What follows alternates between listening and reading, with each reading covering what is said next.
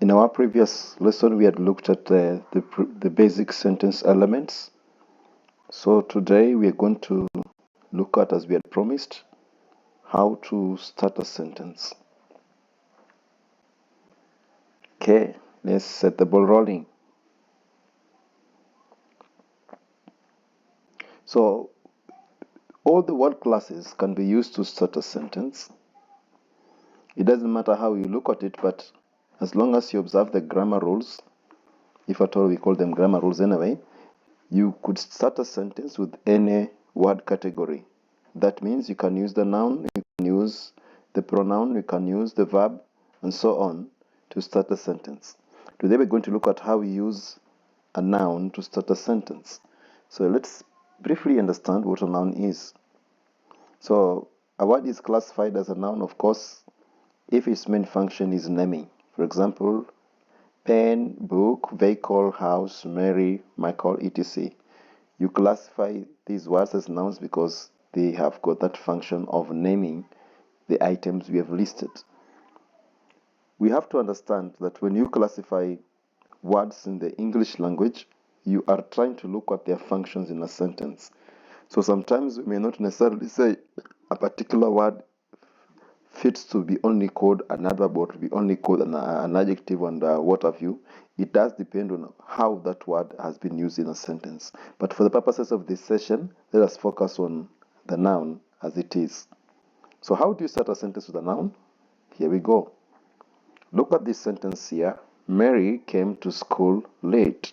So you can see we have already started the sentence with our noun, Mary. You just get my point. I can underline that so that you can get it better. So Mary is the noun, and probably you have to understand that this is a proper noun, so you have to start it with a capital letter, even if it's in the middle of a sentence. So then we have our verb came, and then school, then we have, that's our object, and then late of course becomes our complement, or if you like, it's an adverb.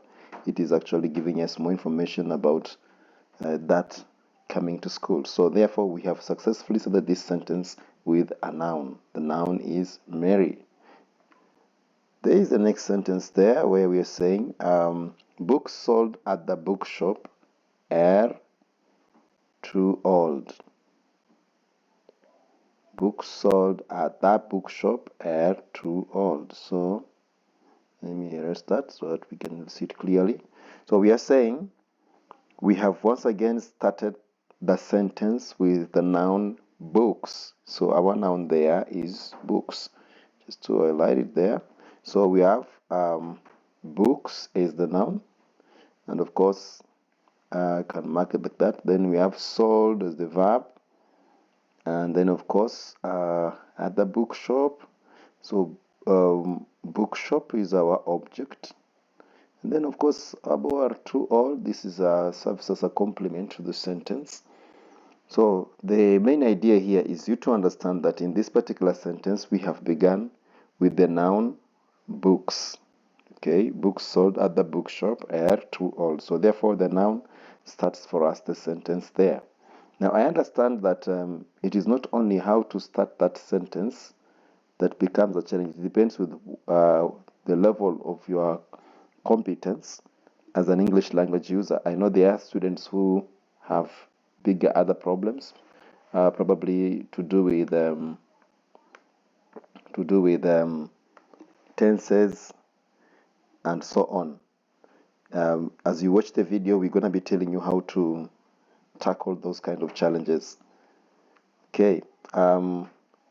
Now, occasionally, an article is placed before a noun. What is an article? An article is refers to words like the, a, and an. We cite those as the main articles in the English language. So it might be difficult at times to start a sentence with a noun if you don't place an article. Look at that. A book with a red cover was placed on the table. So once again, you have the article a.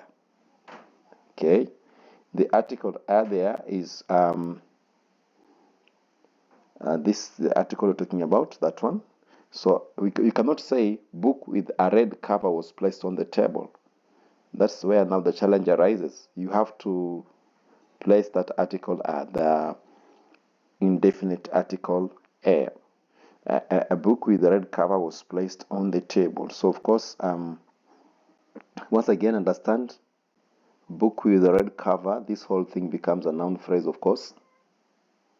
You can probably call it a noun phrase. Was placed on the table. Of course, we have our verb there, placed. And then, of course, where should we have our subject? Of course, we have on the table being our indirect object. Okay, you don't have to literally understand what is this, but I'm just trying to specify here. This on the table is not directly affected by the action. That's why we're calling it the indirect object. In other words, what was placed on the table is a book with a red cover. So once again, you find a scenario here where we have that main object here. So this would be called the main object. The main object, because it is the center of focus. Now, you will ask me probably where the subject is. Here, the subject is actually silent. It's a silent subject. Of course, there is somebody placing that book on the table. Was placed on the table. So, this then is how we use the indefinite article a. We can still have the definite article the to start the sentence. Okay. So give you a clean board there so that you can see clearly what we're talking about. Okay, here we are. So we are saying the vehicle veered off the road and plunged into the river. The vehicle veered off the road and plunged into the river. We have our article the has started that sentence. Of course, that's the article we're talking about, the vehicle. This is the article, the definite article the. Okay, then you have vehicle as our subject or noun. Then veered, of course, is our verb.